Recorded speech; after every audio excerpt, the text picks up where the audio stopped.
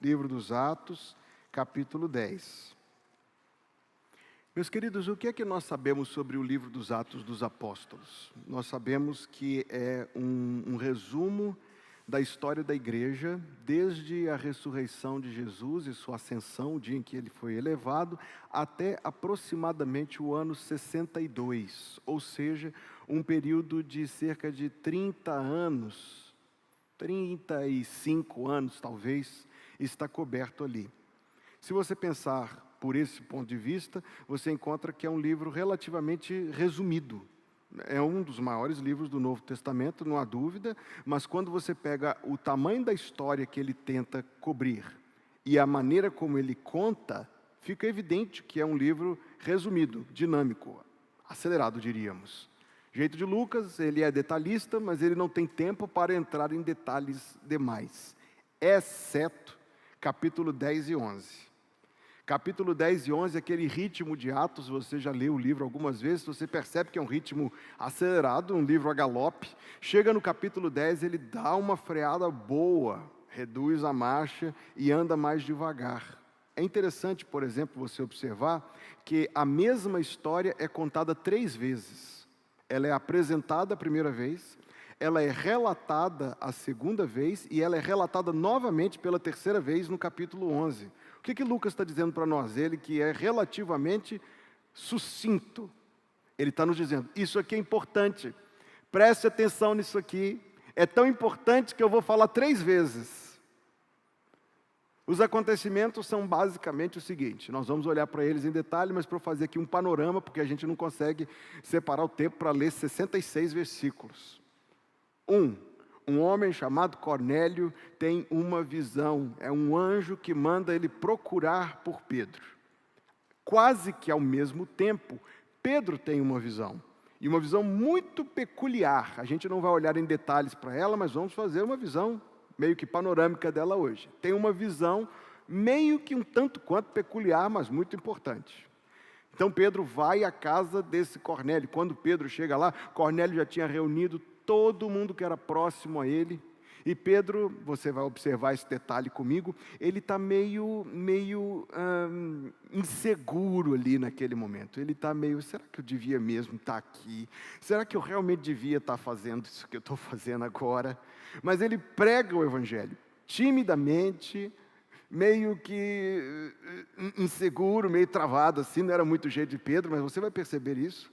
Mas ele prega o evangelho, e à medida que ele está falando de Jesus, repito, de uma maneira meio assim, pé ante pé, ao mesmo tempo Deus faz uma coisa tremenda, e aquele número de pessoas, não sabemos quantos, mas um número de pessoas que estavam ali, todos eles ouvem o evangelho, creem em Jesus, recebem o Espírito Santo e logo demonstram isso. Pedro não tem o que fazer. Tinha um bocado de gente com ele para observar o que estava acontecendo, e ele diz, não, vamos batizar esse pessoal, porque Deus realmente o salvou. Terceira parte, quando a história é contada de novo, é que a notícia disso chegou lá em Jerusalém, e o pessoal ficou muito preocupado, o que é que Pedro está fazendo, que eu explique melhor. E aí Pedro conta, por isso eu digo, 3 vezes a mesma história é relatada, 3 vezes a mesma história é contada, para que aquilo acalmasse o pessoal que ficou preocupado demais com o que é que estava acontecendo ali. Do ponto de vista analítico, você consegue estudar essa história e observar que tem uma grande trama se desenrolando ali, é verdadeiramente o pano de fundo do Novo Testamento, a maneira como os judeus, que consistiam, a maior parte, quase que a totalidade da igreja era composta por judeus, e eles eram muito resistentes à entrada dos gentios na igreja, e Deus está trabalhando com eles, Deus está abrindo os olhos deles, abrindo o coração deles para esse propósito de Deus. Mas analisando assim do ponto de vista pastoral, eu traduzi a lição que nós vamos ver hoje na seguinte maneira: todos precisam mais de Jesus. Eu preciso mais de Jesus, você precisa mais de Jesus, Cornélio precisava de Jesus, Pedro precisava mais de Jesus, e a igreja precisava mais de Jesus na vida deles. Cornélio, em primeiro lugar. O que nós sabemos sobre ele? Olha o texto que está aí, inclusive no informativo, e no verso está o resumo da pregação. Havia em Cesareia. Cesareia era a cidade romana na Galiléia, era a sede, era a representação, era a cidade onde estavam concentrados os poderes romanos. Havia em Cesareia um homem por nome Cornélio, centurião da coorte chamada italiana. Não vou me prender muito em detalhes aqui, são detalhes que têm alguma relevância, mas eu não vou me prender a eles hoje. Este homem tinha conseguido uma boa posição social. Ele tinha conseguido se estabelecer profissionalmente, socialmente, economicamente, financeiramente. Ele estava muito bem estabelecido. Ele tinha um emprego público federal, de carreira. Estava tranquilo. Mas, ao mesmo tempo, a informação que nos diz sobre ele é que ele era um homem piedoso e temente a Deus. Agora, eu não coloquei isso no seu resumo por um problema geográfico, não cabia, mas você pode acompanhar. Os judeus tinham uma pirâmide social muito clara. Quem era mais importante, quem era menos importante, isso para eles não era nada subjetivo, era muito fácil de saber quem era quem no mundo do Novo Testamento. No topo da pirâmide, o homem judeu, portador dos cromossomos abraâmicos, de Isaac e de Jacó. Esse homem judeu, todos os dias de manhã, orava dizendo: Deus, eu te agradeço, porque não me fizeste nem gentio, nem mulher. O topo da pirâmide, o homem judeu. Abaixo havia o restante de Israel, que seriam as mulheres israelitas, seriam as crianças israelitas. Então nós temos uma pirâmide. No topo, o homem judeu, abaixo do homem judeu, os demais israelitas. Abaixo estava uma categoria de pessoas a respeito de quem você lê no Novo Testamento. Eles eram chamados de prosélitos. Significa a palavra prosélito? Convertido. Para ser considerado um prosélito, o gentio não somente ele tinha que se interessar pelo judaísmo, ele tinha que se interessar pelo judaísmo e fazer todo o processo, que incluía circuncisão, todo o processo para ser recebido como parte de Israel. Então, assim, juridicamente, legalmente falando, ele era um israelita, mas para o judeu ele não era.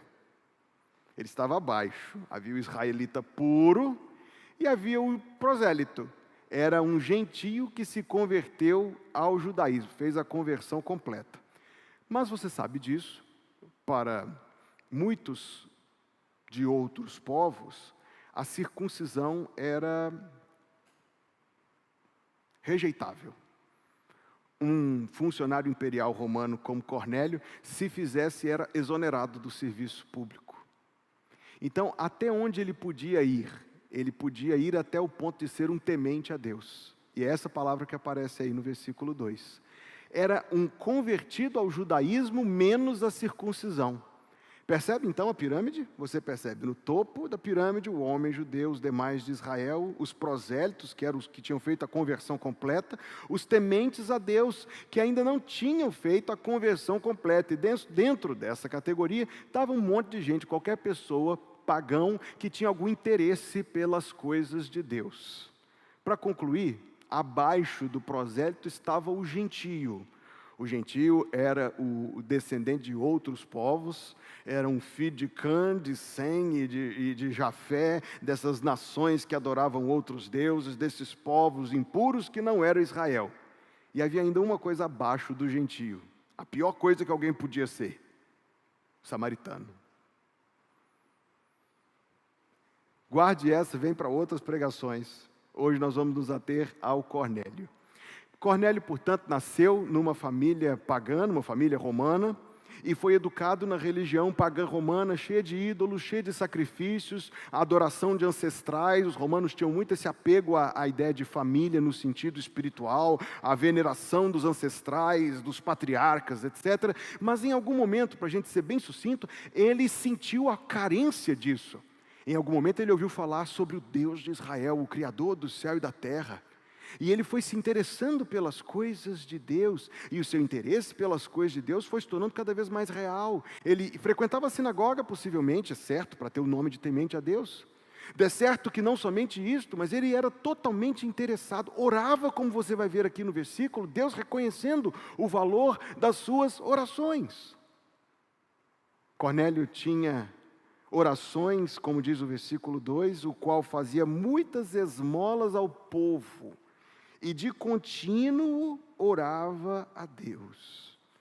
Para a gente continuar aqui aprendendo sobre Cornélio, nós sabemos que ele espalhava piedade por onde ele ia, porque as pessoas que estavam ao redor dele, veja o versículo 7, capítulo 10, versículo 7. E retirando-se o anjo que falava com Cornélio, chamou 2 dos seus criados e a um piedoso soldado dos que estavam a seu serviço. Veja o que diz o versículo número 24. E no dia imediato chegaram a Cesareia, e Cornélio os estava esperando, tendo já convidado os seus parentes e amigos mais íntimos. Então, por um lado, você tem um soldado piedoso que estava próximo a ele. Por outro, quando vinha o apóstolo Pedro, ele já tinha reunido todo mundo para poder receber aquela mensagem. Agora veja o versículo 27. Falando com ele, entrou e achou, que diz o versículo? Muitos que se haviam ali ajuntado. Consegue perceber algumas coisas sobre Cornélio? Nós podemos admirar muitas das suas qualidades pelo que a Bíblia nos revela sobre ele.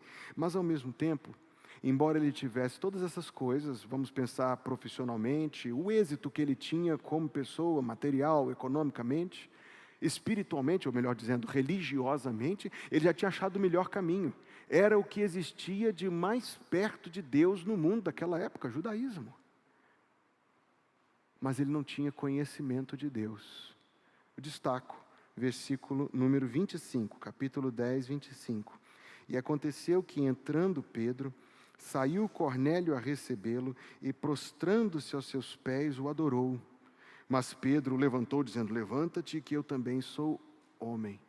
No seu ímpeto, no seu interesse, na sua sensibilidade às coisas de Deus, na forma como ele estava buscando avidamente. Veja se ele não serve de exemplo para nós. Ele estava ávido pelas coisas de Deus, mas em toda a sua avidez faltava conhecimento.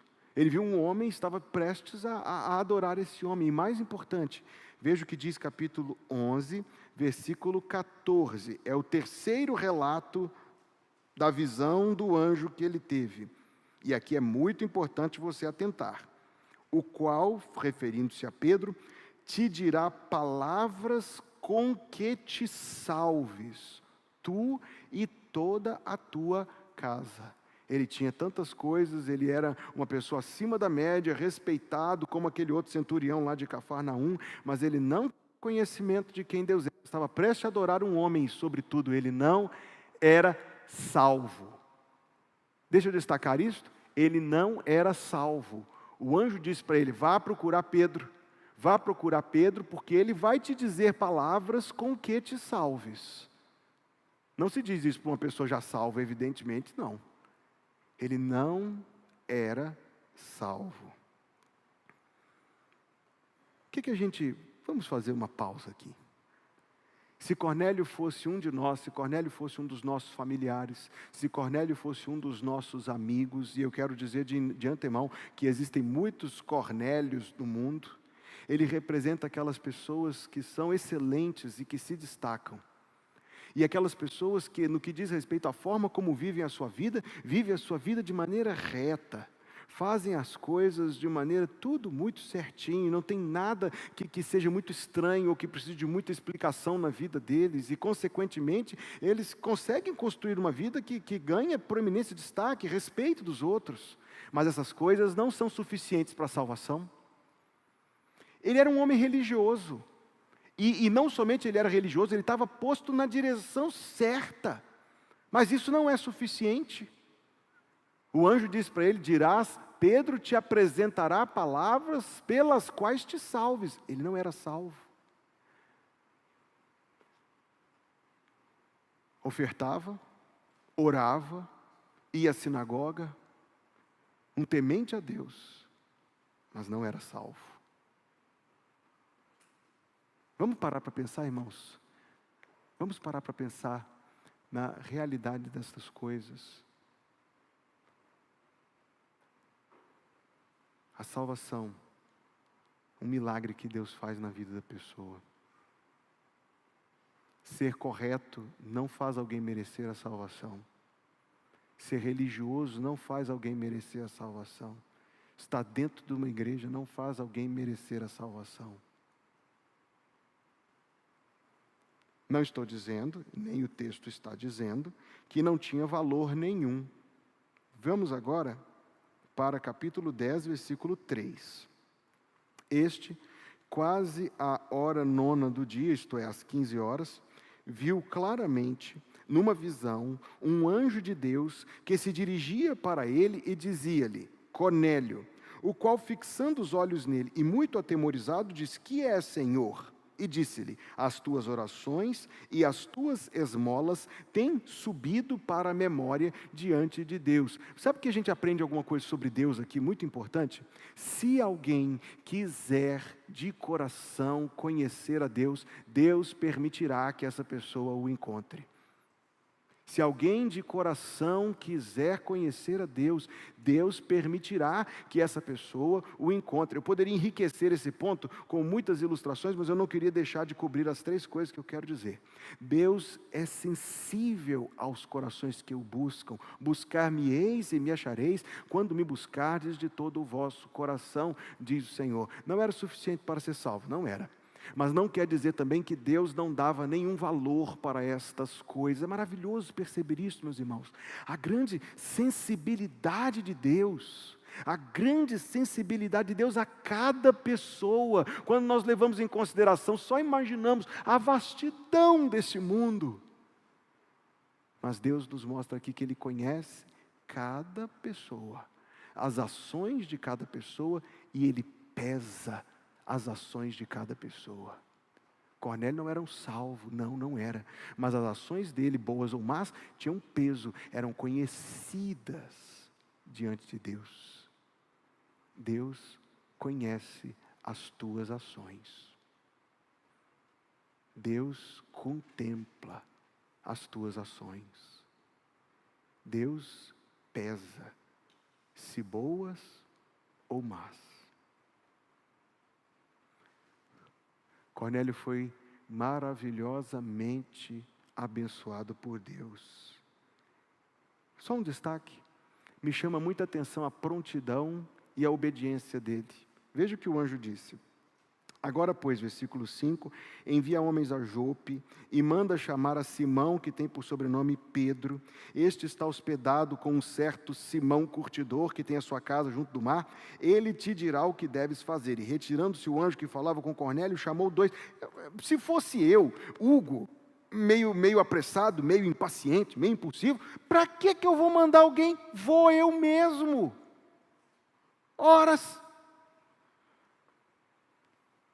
Cornélio era mais obediente do que eu. O anjo mandou ele mandar, e ele fez exatamente o que o anjo mandou. Talvez seja um detalhe aos seus olhos. Para mim é mais do que isso, porque toca numa ferida do meu coração. Ele foi rigorosamente obediente e pronto para obedecer a Deus. Às vezes nós somos pragmáticos demais. Às vezes nós nos importamos mais com os fins do que com os meios. Deus importa-se com ambos. Deus importa-se com ambos. Se eu for dizer algo sobre Cornélio para concluir a primeira parte da mensagem, capítulo 10, versículo 44. E dizendo Pedro ainda estas palavras, 10, 44. Caiu o Espírito Santo sobre todos, Cornélio inclusive, sobre todos os que ouviam a palavra.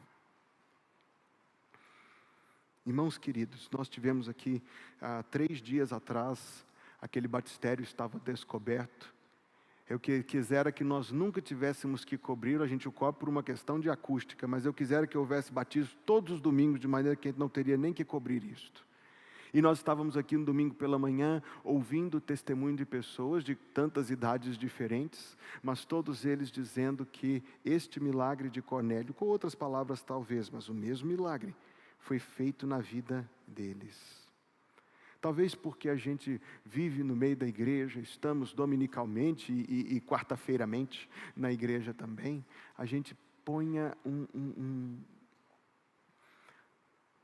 um olhar sobre essas coisas como se fossem comuns. Não são. Comuns não são.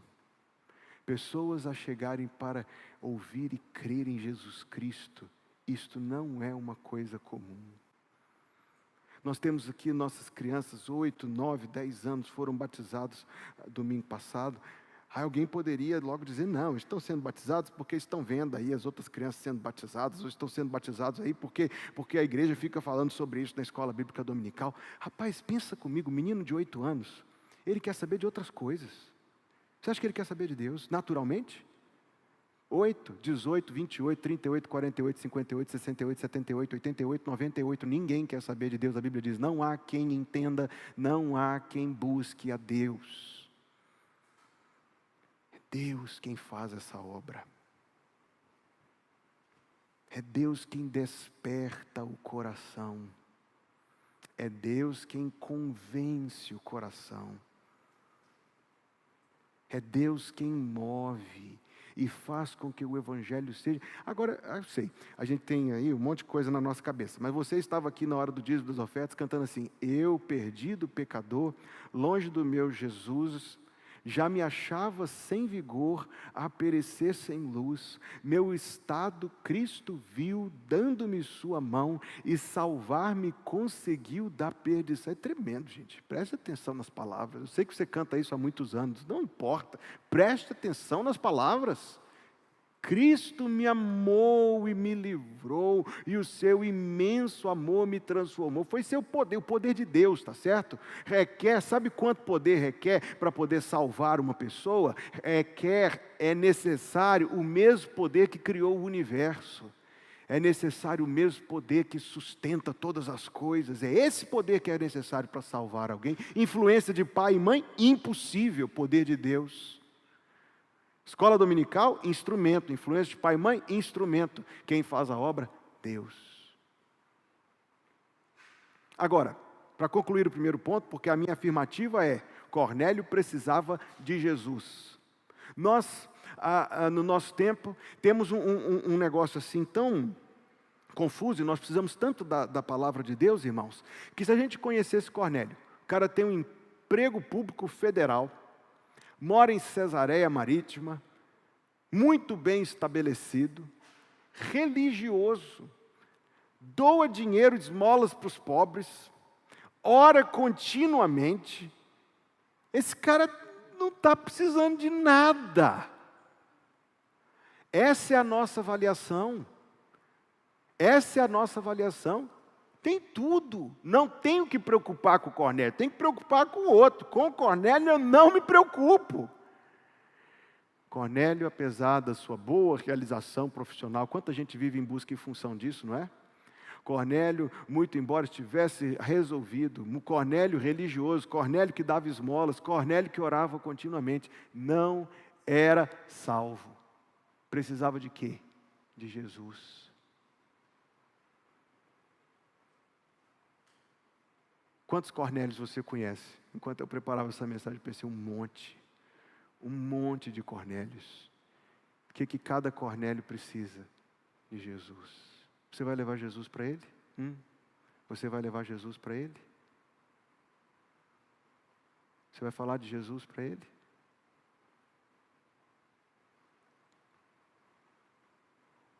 Número 2. Pedro também precisava de mais de Jesus. Pedro, tá? Talvez depois, olhando por esse ponto de vista, não seja tão difícil entender que Cornélio precisava de Jesus, mas Pedro também.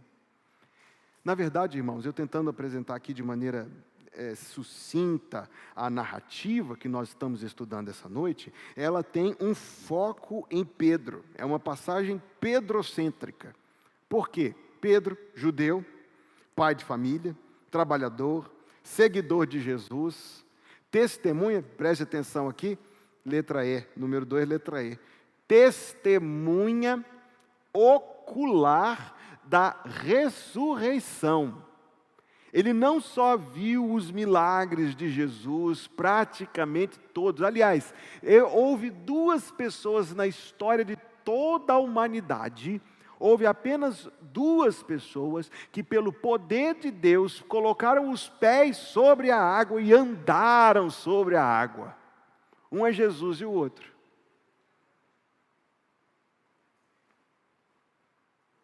Ele viu as curas, ele comeu o pão multiplicado, ele ouviu as pregações de Jesus, se não todas, quase todas. Ele estava lá quando o mar foi calmo. Ele estava lá quando Jesus mandou e o vento parou de soprar. Quem tirou o peixe multiplicado da rede foi ele. Mas nesse momento, Pedro, de início tão privilegiado, nesse momento, Pedro estava dividido, apegado às externalidades, às cerimônias da lei, inseguro, meio resistente, meio assim em dúvida, quanto a essa nova forma que Deus dispunha por meio de Cristo. Inconstante na sua relação com os gentios, ele não sabia exatamente como é que ele deveria se posicionar nesse assunto. É verdade, ele estava, diz capítulo 9, versículo 48, que ele estava na casa, capítulo 9, versículo 43, que ele estava na casa de um curtidor, e um judeu não podia ficar na casa de quem tocasse em pele de animais mortos, era impuro. Então ele estava lá.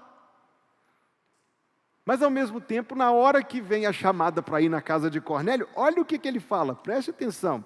Capítulo 10, versículo número 28. Capítulo 10, versículo número 28.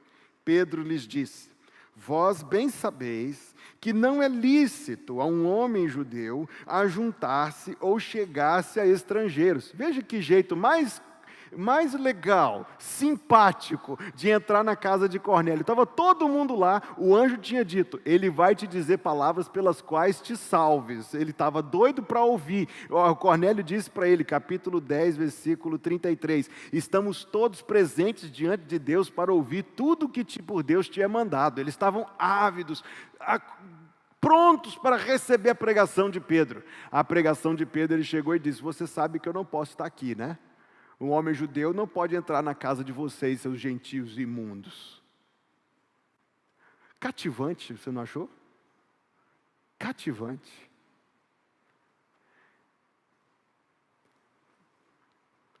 Pedro tinha recebido desde a infância aquela pirâmide. Lembra da pirâmide? Estava dentro aqui da cabeça dele. O homem judeu, cromossomos de Abraão, separado, luz do mundo,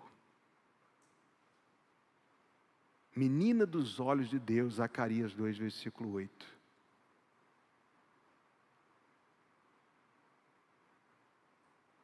Nesta passagem, em várias outras, Pedro parece hesitante diante do propósito de Deus de salvar gentios, e isso resultava numa influência negativa sobre a igreja. Vamos trazer isso para nós? Não seja muito rápido para julgar Pedro. Parece muito fácil julgá-lo. Ele tinha tanta coisa, ele já tinha sido tão privilegiado por Deus. A gente tem vontade de pegar o cara desse, sacudir e falar assim: rapaz, você não está entendendo. Deixe de ser sonso, homem, pelo amor de Deus. Mas, será que a gente não procede igual, não?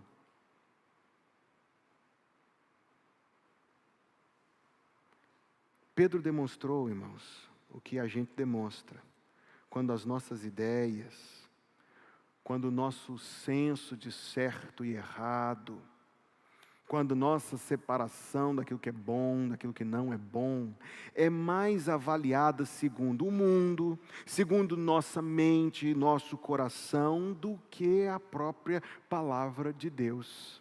Eu hesitei trazer aqui alguns exemplos, mas eu trarei.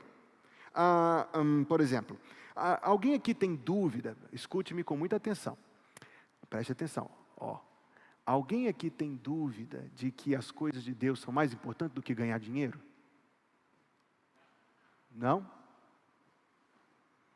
mas na prática nossas ações refletem esse padrão de prioridade?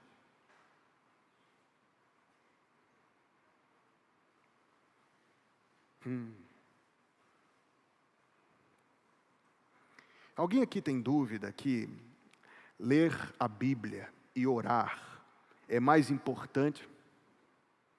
Atenção, não estou dizendo que não é importante. Alguém aqui tem dúvida de que o exercício físico para pouco aproveita, mas a piedade para tudo é proveitosa? Isto é, ler a Bíblia e orar é mais importante do que fazer suas atividades físicas diárias? Alguém tem dúvida disso? Não, eu posso provar biblicamente. O exercício físico para pouco aproveita, mas a piedade para tudo é proveitosa, porque tem o ganho desta vida e da próxima. A Bíblia não diz que essas coisas não são proveitosas, ela só diz que elas são mais proveitosas, as coisas de Deus.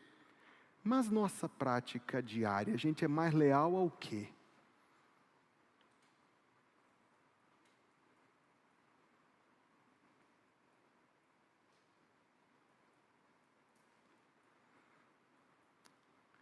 Nós sabemos que, vou avançar só mais uma casa, e depois eu paro com esse jogo de tabuleiro.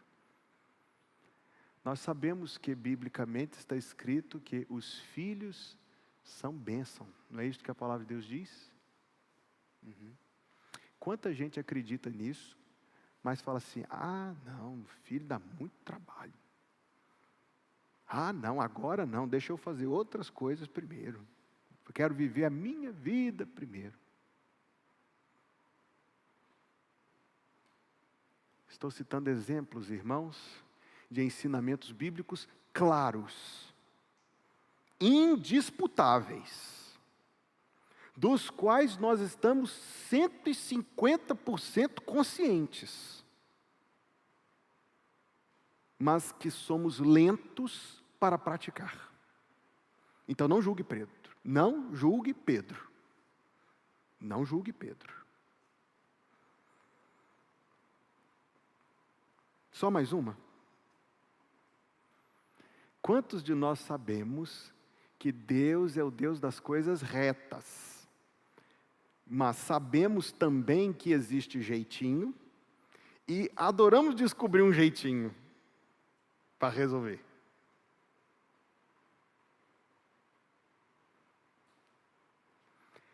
E se nós fôssemos ditos assim, não, mas as coisas de Deus são retas. Deus, eu sei que as coisas de Deus são retas. Eu não duvido, não questiono isso.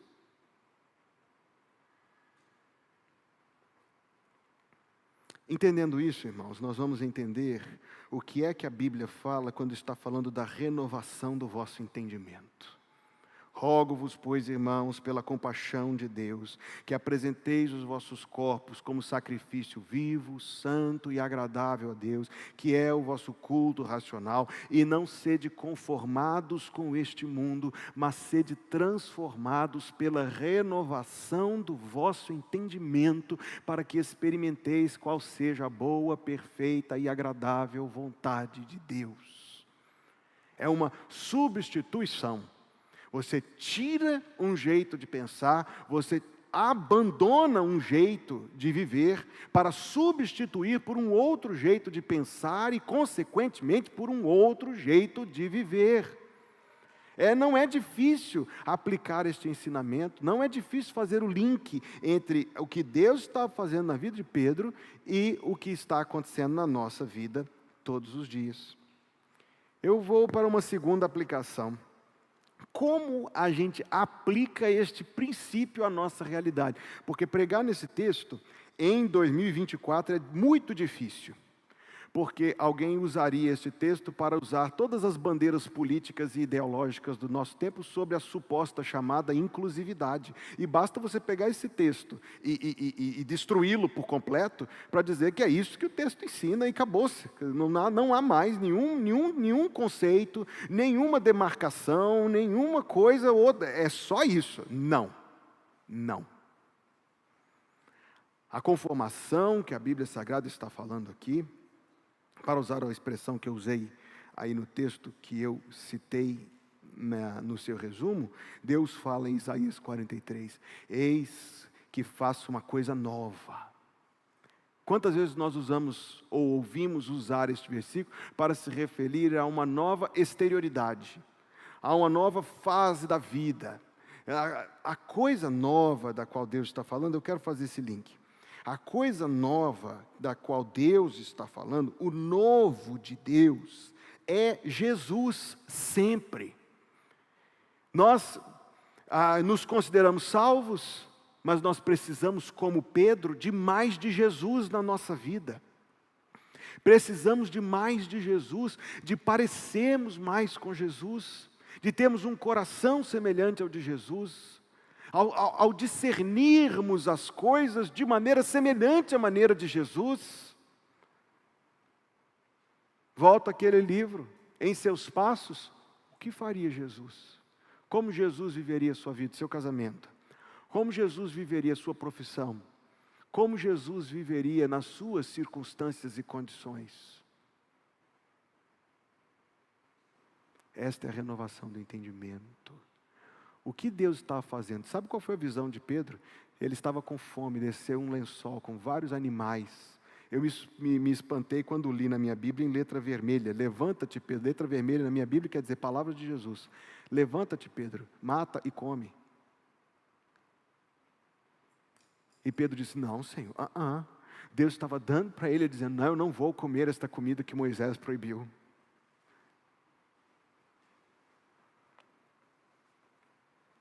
Mais certo que Deus, corrigindo Jesus,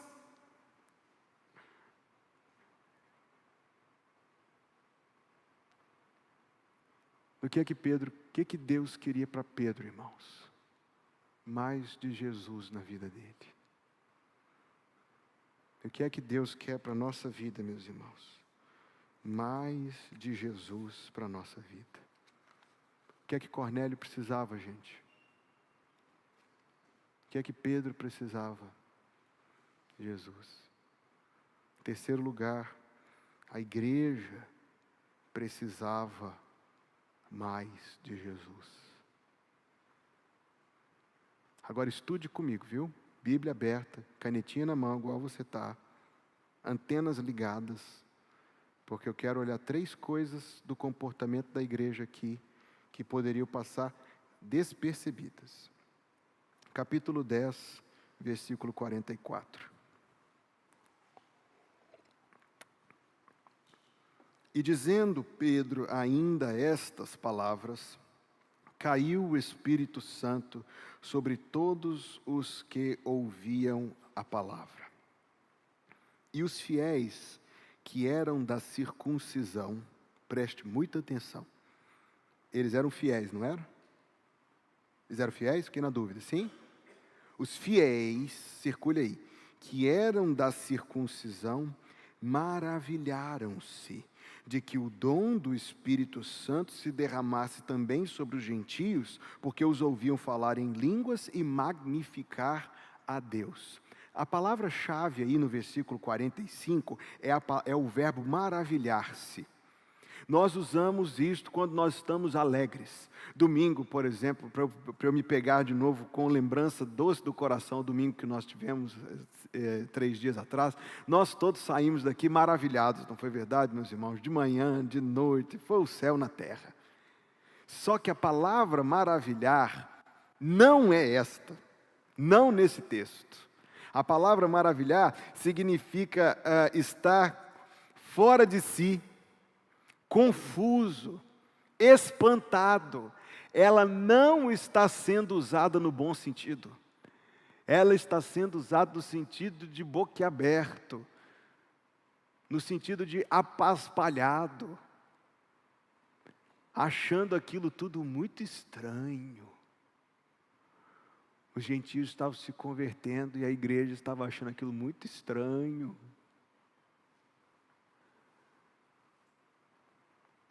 Tanto é que, versículo 47, Pedro virou para eles e disse: pode alguém, porventura, recusar a água, para que não sejam batizados estes, que também receberam como nós o Espírito Santo?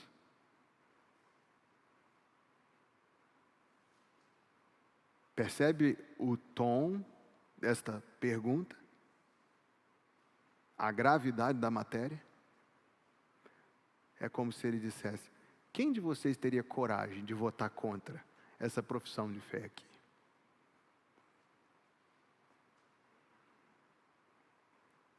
Olha a segunda coisa que aconteceu, capítulo 11, versículo 1. E ouviram os apóstolos e os irmãos que estavam na Judéia, que também os gentios tinham recebido a palavra de Deus. Virou notícia. E subindo Pedro a Jerusalém, disputavam com ele os que eram da circuncisão. Veja isso. A palavra disputar significa questionar. Eles decidiram fazer uma acariação do que aconteceu. E qual foi o ponto que eles se prenderam? Versículo 3, dizendo: entraste em casa de homens incircuncisos e comeste com eles. Será que eles estavam nem remotamente se parecendo com a igreja de Jesus, que comia com publicanos e pecadores? Eles não estavam nem remotamente semelhantes com a igreja de Jesus, que entrou na casa de Zaqueu e disse: o Filho do Homem veio para buscar e salvar os que se haviam perdido. Você consegue imaginar que coisa doida que foi isso aqui? Desculpa a forma como eu estou falando, mas é porque o texto espanta a gente. Volta o apóstolo com notícia de conversão de dezenas de pessoas, a obra de Deus, a manifestação do Espírito Santo. Alguém levanta a mão e fala assim: mas você entrou na casa deles? Se você viu, porque você estava lá. Se você estava lá, você não podia estar lá, porque são imundos. Pelo amor de Deus. Irmãos, isso aqui não é uma passagem direcionada. Essa passagem não foi escrita aqui para retratar aquelas pessoas que a gente comumente chama de gente mais cri-cri. Tem nada a ver com isso. Questão temperamental, comportamental. Não. Esta passagem foi escrita, e você verá ainda mais um relance, para nos demonstrar, ressaltar o quanto nós, como igreja, e qualquer igreja, precisamos de Jesus, de ser semelhantes a Jesus, de aprender com Jesus, de nos conformar aos padrões de Jesus, de praticar o exemplo e os ensinos de Jesus. Depois que Pedro foi acusado, no versículo 4, começou a fazer uma exposição por ordem. E aí é a terceira vez que a mesma história é contada de novo. É a terceira vez. O Espírito Santo mandou Lucas fazer isso. O Espírito Santo está dizendo: gente, presta atenção nisso aqui. É a terceira vez. Mesma história, mesma visão de Pedro, mesma visão de Cornélio.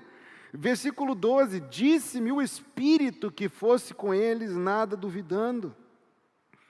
Agora salto para o versículo 17 do capítulo 11. Portanto, se Deus lhes deu o mesmo dom que a nós, quando havemos crido no Senhor Jesus, quem era então eu para que pudesse resistir a Deus? E o versículo 18 precisa da sua atenção. E ouvindo estas coisas, apaziguaram-se. A palavra apaziguar aqui não significa, de fato, ter uma concordância calma. Não. Ela aparece, por exemplo, em Atos 21:14, quando Paulo, apesar da insistência do pessoal de que ele não fosse para Jerusalém, porque se ele fosse, ele ia para morrer, apesar da insistência deles, Paulo foi. Então o texto diz que eles se resignaram. Essa é a palavra. Eles se resignaram. E aqui é esta palavra. Você conhece o Novo Testamento, você sabe que esse negócio de circuncisão ainda vai dar um pano para a manga que ainda nós não vimos ainda. Vai dar um maior trabalho para o apóstolo Paulo resolver essa história. O fato é que a igreja demonstrou essa hesitação.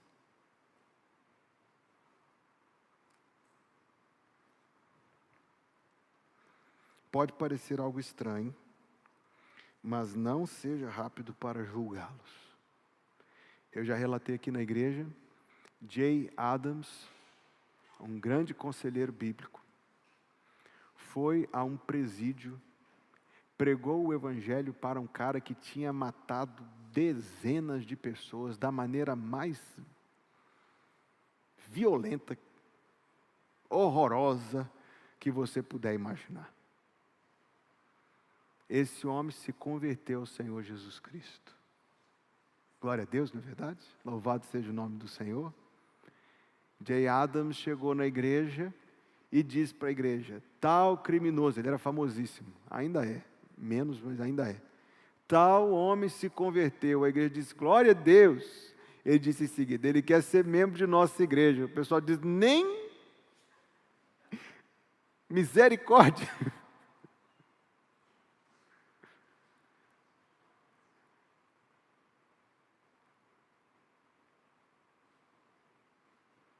Ele já morreu, então eu penso que eu posso falar mais livremente. Muitos se lembram, foi um crime que tomou proporção nacional, o que Guilherme de Pádua fez contra aquela moça, atriz, filha da...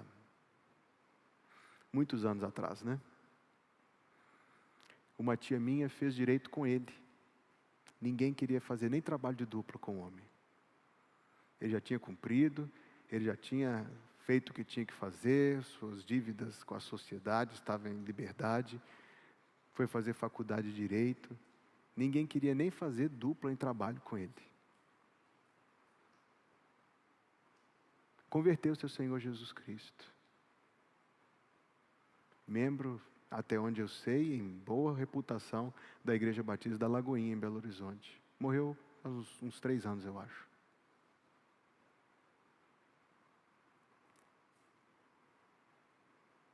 Não julgue a igreja tão rápido.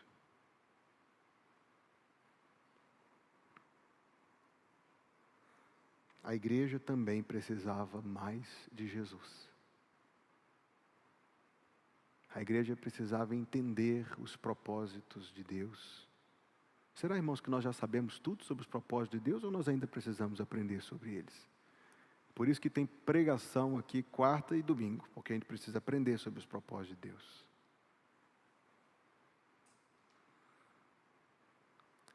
Para sintetizar, Cornélio tinha tudo, mas do que é que Cornélio precisava? De Jesus. Pedro era crente e apóstolo, apóstolo de verdade, não é esses fajutos não. O que é que Pedro precisava? A igreja, o único plano que Deus tem no mundo hoje, a igreja. O único plano, eu digo, como representação, como plano salvador, o único caminho, a única porta, a única coisa. A igreja. E do que é que a igreja precisava? De Jesus. Será, irmão, que você já tem suficiente de Jesus ou você precisa de mais de Jesus na sua vida? Irmãos, eu preciso, todos nós precisamos individualmente, como igreja, nós todos, cada um e todos, precisamos de mais de Jesus na nossa vida. Como isso acontece? Sabe como? Isso acontece quando o nosso coração reconhece isso. É muito fácil ouvir uma pregação como esta, limpar os ouvidos com um cotonete espiritual e ir embora. Não, mais de Jesus na nossa vida começa com reconhecimento. Eu preciso de Jesus. E eu vou buscar Jesus. Porque Ele diz que se eu buscar, eu vou achá-lo, então eu vou buscá-lo. Mais de Jesus na sua vida quer dizer mais oração, mais tempo em oração. Não existe ninguém que ora muito, sabia disso? Deus nunca, em toda a eternidade, Deus nunca ouviu uma oração que Ele achou longa demais. Mais Jesus na tua vida é mais Bíblia na tua vida. Não existe Bíblia demais. Não existe. Impossível. Mais Bíblia na nossa vida.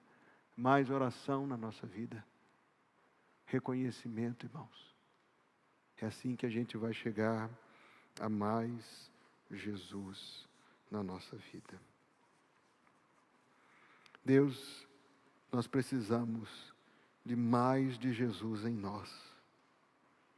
Quando lemos esta passagem, Deus, nós vemos, Senhor, que até os mais sábios podem cometer grandes tolices. Por isso pedimos que o Senhor tenha misericórdia de nós, Deus, em nome de Jesus. Pedimos que o Senhor venha em nosso auxílio, Deus. Não deixe, Senhor, que o nosso coração venha a esfriar dessas coisas.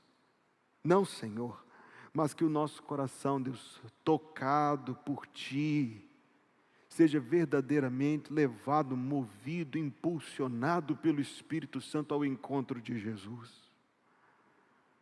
Deus, nós precisamos de mais de Jesus em todas as áreas da nossa vida. Precisamos, ó Deus, ter a mente e o coração de Jesus. Tem misericórdia de nós, Deus. Continua, Pai Celestial, a fazer a Tua misericordiosa obra na nossa vida, transformando-nos do coração, Deus, de dentro para fora, Pai querido, do coração para nossos relacionamentos, do coração para nosso comportamento, nossos pensamentos, nossos sentimentos. Ó Pai, como diz aquele cântico, dá-nos um coração igual ao de Jesus. Deus, nossa igreja reconhece que nós continuamente precisamos ser moldados pelo Senhor. E pedimos que o Senhor continue a fazer a Tua obra na nossa vida. Nos ajuda, Deus, a ser como Jesus, no amor e na firmeza, na compaixão e também na fidelidade ao Senhor. Nos ajuda, Deus, a ser como Jesus, acolhendo, mas tendo princípios, falando a verdade em amor. Nos ajuda, Senhor, individualmente, como igreja, a termos mais de Jesus em nós. Faz a Tua obra na nossa vida, Deus. Nos dá da Tua graça e da Tua misericórdia. Que a graça de nosso Senhor Jesus Cristo, o amor de Deus, nosso Pai Celestial, e a companhia do Espírito Santo, seja conosco todos os dias, até aquele glorioso dia em que Jesus virá nos buscar. Que assim seja, em nome de Jesus, a igreja diz: amém.